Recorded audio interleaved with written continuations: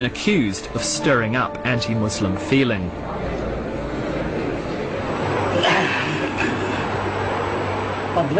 Harish Bhatt is a member of the Legislative Assembly in Narendra Modi's government. He was one of the most senior people caught on tape by Tehelka's undercover reporter. He attended a meeting with the Chief Minister. लेकिन हम ये statement हम नहीं कर सकते। जो उन्होंने किया है ना, तो शायद किसी मुख्यमंत्री ने नहीं किया होगा। मैं कहीं इसको कोट नहीं करूंगा, मैं वैसे भी आपको कोट नहीं करूंगा कहीं किसी किताब में। तो उन्होंने जो 3 दिन का मोहलत दिया था, जो भी करना चाहो कर लो, 3 दिन के बाद में बंद कर दूंगा। ये उन्होंने खुलेआम कहा था, और 3 दिन के बाद बोला कि आप बंद कर दो।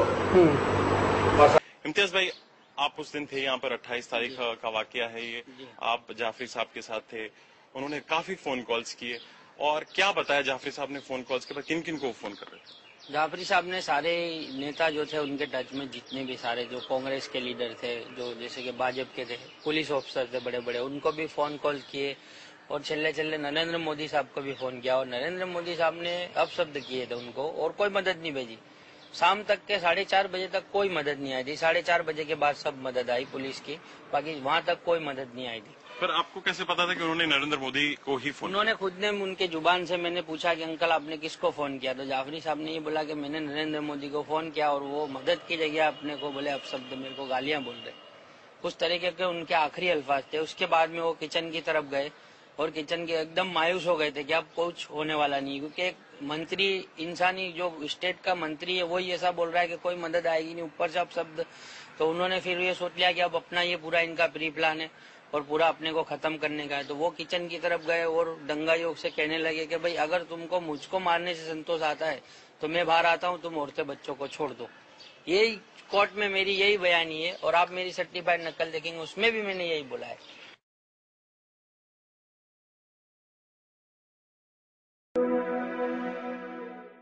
बताइए, जिस दिन पाट्याकांड हुआ वो तो अयोध्या से दिल्ली विल्ली आ गए थे, जहाँ भी आगे आपको पता होगा।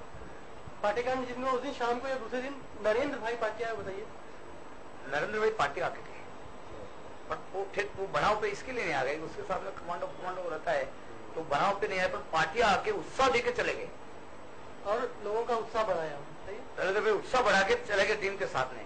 पर जब भी रात को, आधी रात के बाद, दूसरे दिन जो चालू हो जाएगा वापस, तो नरेंद्र भाई उसके लिए आए थे। वो पूरे अहमदाबाद में घूमे थे, जहां मियाँ है ना, वहाँ इसके लिए घूमे थे। हिंदू में, यहाँ मुसलमान रहते हैं, यहाँ हिंदू रहते हैं, तो हिंदू में जाके आए कि नहीं अच्छा किया और करो। ये जेल गए, तो जेल में आप बताइए ना, छुड़ाया किसने, बताइए इनको कैसे छुड़ाया? हमको तो जेल से नरेंद्र भाई ने छुड़ाया। उन्होंने जज बदले, और जज बदल के फिर नरेंद्र भाई ने सेटिंग की, और नरेंद्र भाई ने हमको छुड़ाया, तो हम नहीं छूट सकते। पहला जज आया था, धोलकिया जी था, उन्होंने बोला कि बाबू भाई बजेंगे तो फांसी होनी चाहिए 4-5 बार, एक बार नहीं, और फाइल फेंक दी सब। फिर दूसरा आया, तो दूसरा ने हमारा को यही बताया कि नहीं, इनको फांसी होनी चाहिए। फिर तीसरा ने 1.5 साढ़े 4 महीना हो गए। फिर नरेंद्र भाई ने हमारे को संदेशा भेजा कि ठहर जाओ, मैं अभी सेटिंग करता हूँ, अभी टाइम निकल गया है। फिर उन्होंने अक्षय मेहता करके एक जज को भेजा, जज ने फाइल नहीं देखी, नहीं बोले जाने ग्रांटेड, और सब जेल खाली कर दी, वहां बाहर आ गए लोग। तो वो ये काम, हम तो भगवान इसके लिए मानते कि इनके पैसे ले लिए, वो बोली मेरे पेट में बच्चा है भाई मेरे को जाने दो, तो हाथ जोड़ा तो नीचे से तलवार डाला, और बच्चा ऐसे एक नहीं 4-5 प्रेग्नेंट लेडीजों के बच्चे बाहर गिरा दिए चीर के, और फिर वो जल रही थी, वो ऐसी चीखी, मेरा बच्चा, तो बच्चे को टुकड़े कर दिए तलवार से और ऐसे उड़ा दिया। और मेरी बहन भाभी उसके बाजू में ही थी, मेरी भाभी अपने 2 बच्चे लेके भाग रही थी, तो उसका हाथ पूरा अलग कर दिया बलात्कार करके, और जो बिल्डिंग में स्लैब में सलिए होते हैं वो सलिए नीचे से डाल दिए, तो यहाँ से निकले सब लोगों के।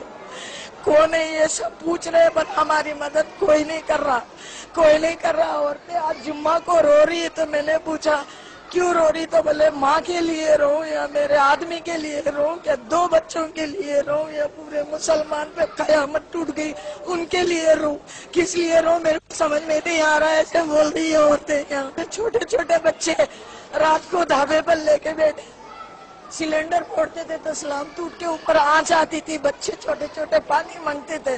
कितनी औरतों ने गला दबा के अपने हाथों से बच्चों को मारा, कि तुम लोग के लिए तुम्हारी आवाज सुनेंगे तो वो लोग आके हमको भी मारेंगे। इससे बड़ा अत्याचार और कहाँ होगा, कैसा होगा बताओ। हमारी आवाज को दुनिया के कोने कोने में पहुंचाओ। बेगुनाह मर गए हैं, उनके लिए कुछ करो।